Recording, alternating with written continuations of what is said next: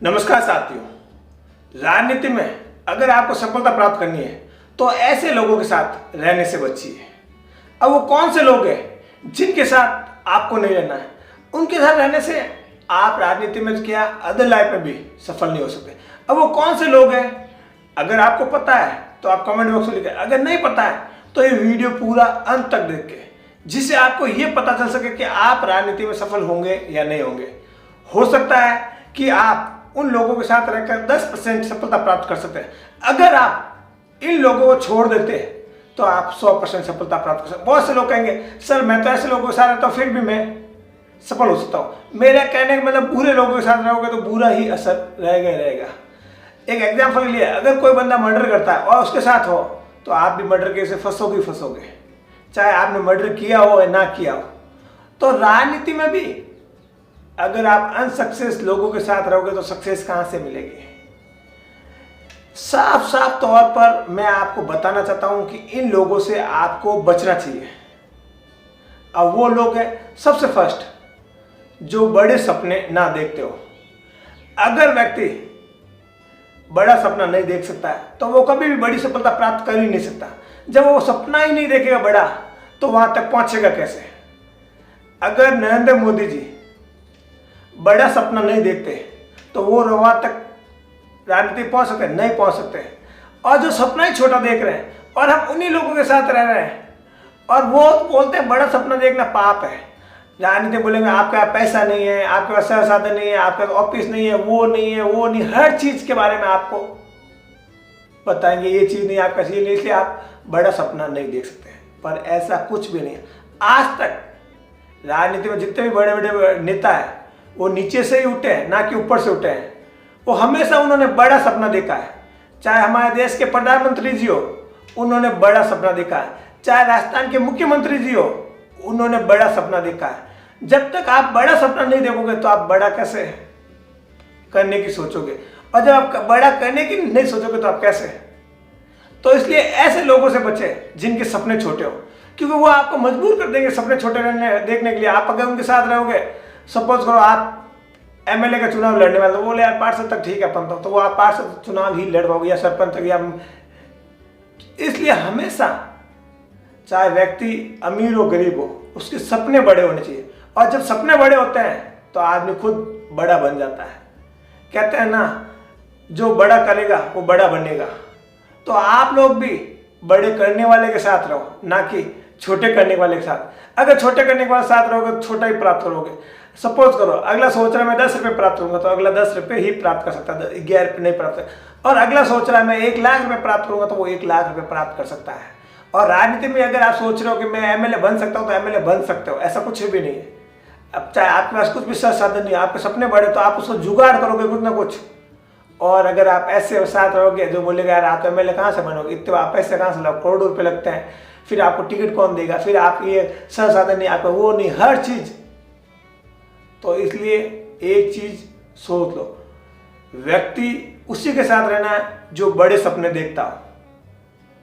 Second, राजनीति में हमेशा बहाने बनाने वालों के साथ कभी नहीं रहे। कहते हैं ना बहानेबाज। आप अगर बहानेबाजों के साथ रहोगे तो आप भी बहाने बजाने सीख जाओगे। बहाने बनाओगे 100% बहाने बनाओगे। आप बोलोगे मैं तो बुरी संगत में रहकर भी बुरे मेरे पर असर पड़ता ही नहीं है। मैं कहता हूँ 100% नहीं 10% तो असर उसका पड़ेगा ही पड़ेगा। कैसे भी कर लो, आप चाहे कुछ भी कर लो।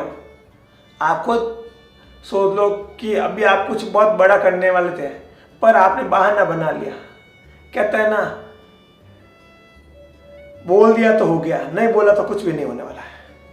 तो आप लोगों को बहानेबाजों के साथ नहीं रहना है, जो हमेशा कोई भी काम करोगे तो उसके 50 बहाने बनाए, यार ये काम नहीं कर सकते, वो नहीं कर सकते, ऐसा नहीं कर सकते, ये नहीं कर सकते, वो नहीं कर सकते। तो आप लोग जब भी बहानेबाजों के साथ अभी हो तो छोड़ दो, अगर आपको बड़ी सफलता प्राप्त करनी है तो। और अगर सफलता प्राप्त करनी है, कुछ लोगों के तो हजारों बहाने होंगे, वो तो बहाने बनाना धीरे धीरे आपकी भी आदत में, धीरे धीरे क्या आज चलो ये काम आज नहीं करते हैं तो धीरे धीरे ऐसे करके आप बहानेबाज बन जाओगे। तो इसलिए हमेशा बहानेबाजों से बचें। थर्ड, मोस्ट इम्पोर्टेंट है आलोचना। राजनीति में आलोचना होती है, कुछ आलोचना अच्छी होती है, कुछ खराब होती है, पर आलोचना करने वाले पीठ पीछे जो व्यक्ति आलोचना करता है या आपके सामने आपकी तारीफ कर रहा है और पीठ पीछे आपकी बुराई कर रहा है, तो ऐसे लोगों से बचना चाहिए आपको। ऐसी संगत में आपको नहीं रहना चाहिए। अगर ऐसी संगत में रहे आप तो आप ग्रो नहीं कर सकेंगे। ऐसी संगत का कैसे पता करेंगे आप देखो कि जो व्यक्ति आपके साथ है, आपके साथ रहते हुए भी वो बंदा किसी के पास जाता है तो उसकी तो तारीफ करता है और जिससे पीठ पीछे उन लोगों की बुराई करता है। आप नोट करो उन व्यक्तियों को और फिर उनकी संगत से आप बचने की कोशिश करो। ऐसे लोगों के साथ आपको रहना ही नहीं है अगर आपको कुछ बड़ा करना है तो ये तो हो गया। आपको ऐसे लोगों को पता चल जाएगा, वो आपकी भी क्या करेंगे, आपके सामने तो आपकी बहुत तारीफ करेंगे और आपके जाने के बाद आपकी बुराई करेंगे और दूसरों की। सपोज करो आप ऐसे लोगों के साथ रहकर सक्सेस भी हो गए तो सारा से वो खाएंगे, अरे मैंने इस बंदे को बताया था ऐसा कर तब ये बंदा सक्सेस हुआ। अगर सोचो आप अनसक्सेस हो गए तो वो आपके ऊपर डाल देगा कि इस बंदे को मैंने बोला ऐसा कर, इसने ऐसा नहीं किया इसलिए ये असफल हो गया। तो ऐसे लोगों की संगत से आपको बचना है। ये ऐसे लोग हैं जो कभी नहीं चाहते कि आप तरक्की करें या आप राजनीति में सफलता प्राप्त करें। ये लोग हमेशा सोचते हैं अगर हमारे साथ वाला व्यक्ति हमसे ऊपर चला गया तो हमें कौन पूछेगा। इसलिए ऐसे लोगों के साथ कभी भी नहीं रहना। मैंने आज आपको ये 3 प्रकार के लोग बताए। अगर इन 3 लोगों के साथ आप रहते हो तो आप गारंटी मान लो अगर आप 100% तरक्की कर रहे थे तो वहां 5 से 10% ही तरक्की कर पाओगे। आप सोच रहे हो कि मैं बुरे के साथ रहकर मैं बुरा ना बनूं, तो ये पॉसिबल ही नहीं है। बुरे के साथ रहोगे तो बुरा गुण आएगा, कुछ ना कुछ तो गुण आएगा, चाहे 1% भी हो आएगा। तो ऐसे लोगों के साथ रहना क्यों। अगर और राजनीति में तो विशेषकर ध्यान रखना है ऐसे लोगों का। एक तो आलोचना करने वाले, आलोचना एक अलग प्रकार जो मैंने बताया, जो सामने तारीफ करते पीठ पीछे लगते हैं। जिनके सपने ही छोटे हैं उनके साथ रहोगे तो आप भी छोटे बन जाओगे। और एक बहानेबाज जो हमेशा बहाना बनाते रहते हैं, तो आप लोग इन लोगों को आइडेंटिफाइड करें। और अगर आप अभी तक इनके साथ नहीं है तब तो बहुत अच्छा है, और अगर साथ में है तो भाई आज ही से ऐसे लोगों को आइडेंटिफाइड करो, धीरे धीरे कर एकदम ऐसे लोगों को ना चलो। उनको पता नहीं चलना चाहिए कि ये लोग मुझसे छोड़ दिए। आप उनसे हाय हेलो रखो, मैं ये नहीं कहता पूरी तरह से छोड़ दो, उनसे हाय हेलो रखो, राम राम रखो, इससे आगे मत रखो। आपको पता चल गया ना ये 3 लोग ऐसे लोग हैं। इन लोगों को धीरे धीरे आइडेंटिफाइड करो और धीरे धीरे इनको साइड करो।